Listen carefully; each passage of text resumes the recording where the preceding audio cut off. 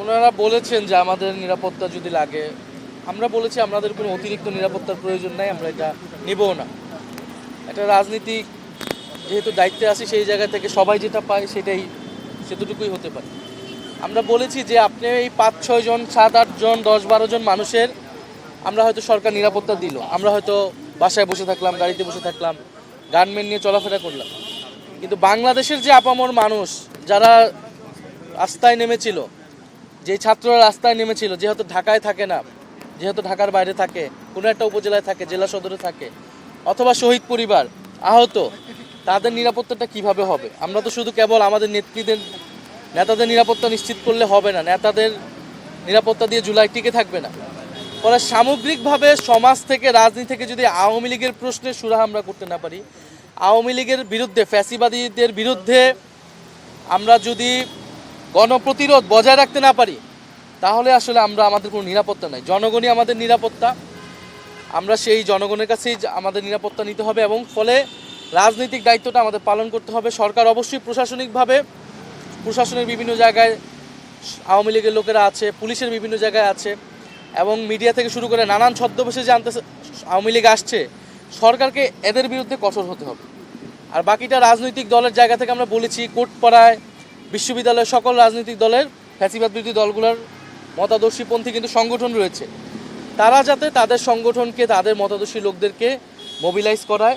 কারণ এটা শুধু এনসিপি এককভাবে সম্ভব না, বা ফলে সবাইকে শুধু রাজনীতির মাঠে নয়, এই যে বিভিন্ন সেক্টর, আমি এটাকেই বারবার গুরুত্ব দিচ্ছি, কারণ সম্মতি তৈরি করা হচ্ছে অন্য জায়গায়।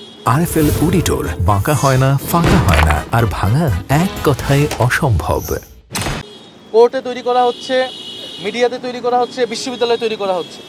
ফলে এইসব জায়গায়, সাংস্কৃতিক জায়গা তৈরি করা হচ্ছে, এইসব জায়গায় আওয়ামী লীগকে অবশ্যই প্রতিরোধ করতে হবে, এবং প্রশাসনিকভাবে আওয়ামী লীগকে আরও বেশি সন্ত্রাসীদের চিহ্নিত করে গ্রেফতার করতে হবে, এবং ভারতকে অ্যাকাউন্টেবল করতে হবে। এই 3টা জায়গায় যদি আমরা কাজ করতে পারি সম্মিলিতভাবে, আমরা মনে করি যে নির্বাচন সম্ভব, এবং সুষ্ঠু নির্বাচন স্বার্থে এই 3টা জিনিস আমাদের অবশ্যই করা লাগবে। একটা প্রতিবাদী মঞ্চ হওয়ার কথা আছে, যে আপনার একটা প্রতিরোধের একটা মঞ্চের ডাক দেওয়া হয়েছে সবার পক্ষ থেকে, সেখানে আসলে সেটি কবে, এরকম কোনো সিদ্ধান্ত হয়েছে কিনা?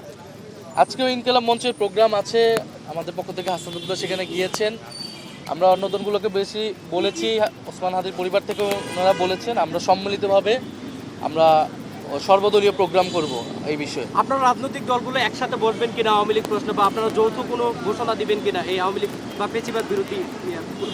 আজকে তো একটা আমাদের জয়েন্ট স্টেটমেন্ট যাবে প্রধান উপদেষ্টা দপ্তর থেকে। এছাড়া আমরা ওসমান হাদির এই ঘটনায় আওয়ামী লীগের বিরুদ্ধে আমরা ওসমান হাদির পরিবারের আহ্বানে আমরা সর্বদলীয় প্রোগ্রাম করব। এই ঘটনার মাধ্যমে নির্বাচনে কি ব্যাহত হতে পারে? প্রার্থীরা প্রচারণায় ভয় পেতে পারে কিনা, বা নির্বাচন পিছিয়ে যাওয়ার কোনো আশঙ্কা আপনারা করছেন কিনা? নির্বাচনকে সুষ্ঠুভাবে আমাদেরকে করতে হবে। পতিত শক্তিরা চাচ্ছেই যে নির্বাচন যাতে পিছিয়ে যায়, নির্বাচন আমরা করতে না পারি, বাংলাদেশ রাষ্ট্রকে এমনভাবে দেখাতে যে তারা নির্বাচন করার জন্য সক্ষম নয়, কিন্তু আমরা তো সেটা হতে দেব না। ফলে আমরা মনে করি পরিবেশ, আমাদের সকলকে দায়িত্ব নিয়ে এই পরিবেশ ফিরিয়ে আনতে হবে, এবং সকলেই দায়িত্বশীল আচরণ করতে হবে।